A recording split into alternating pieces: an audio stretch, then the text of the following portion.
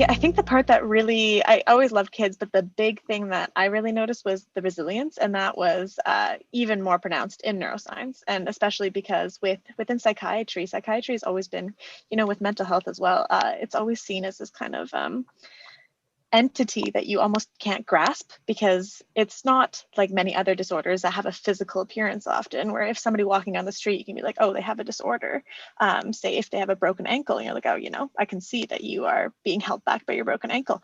Whereas with mental health disorders and various neurodevelopmental and psychiatric disorders, you can't pinpoint that. And I found that adds so much more of a struggle for people of all ages, but in kids especially, because those are really kind of fundamental years in school. And with the whole bullying on top of that, there's a misunderstanding and the stigmas. And I think, I guess that was kind of the connection between neuroscience and pediatrics that kind of really attracted me, was that I ended up working with this group of kids that have a neurological disorder. So I started with kids who have Tourette syndrome.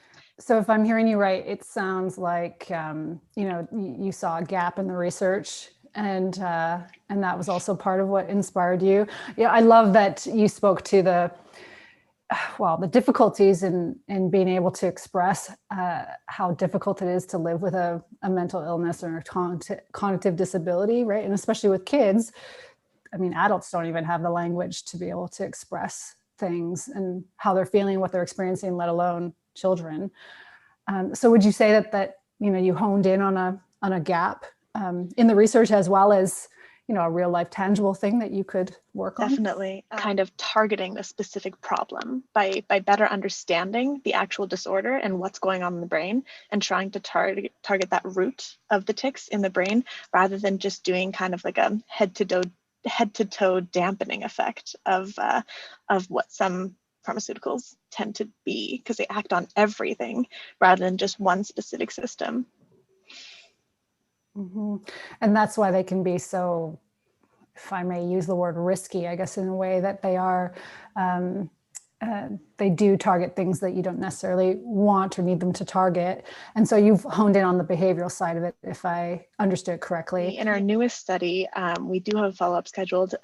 And even with that, we had such a resounding kind of like tear-jerking effect on these kids, where, we had multiple times where afterwards we were just like interviewing the parents for like, oh, have you seen this tic, this tic, this tic? And then, mom would start crying, and then we would start crying. It was a whole thing where, she would say that he was able to sit still and read a book for the first time in years, and he doesn't even like to read because he struggles so much with like trying to read, but he was able to sound. And then like a month later, after the study was done, she would email in saying like he just finished like the book, and now he's on the third one, actually. Like he's just flying through books now. And I'm a big reader, and so that moved me. And they send us pictures where he's reading with one of the dogs and things like that.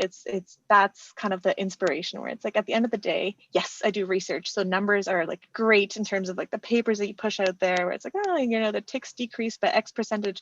But the big difference really is kind of like that feedback, that he was able to sit still for long enough to read through a book, that he went a whole car ride without a single tic, things like that. And where it's like, you can see that made such a huge impact in the family's life, that's the reason why we do this kind of research, is so that we can hopefully do that for more people.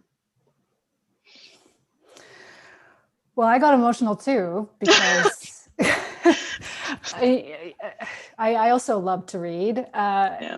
So, and visualizing that change dispels another myth, because I think some people think of science as it can be a dirty word, frankly. And also it can be people just assume it's very detached from the real world. And sure, it can in some instances, but there's a whole branch in terms of research. What you're doing, for example, it's very tangible. It makes real life change in people's lives.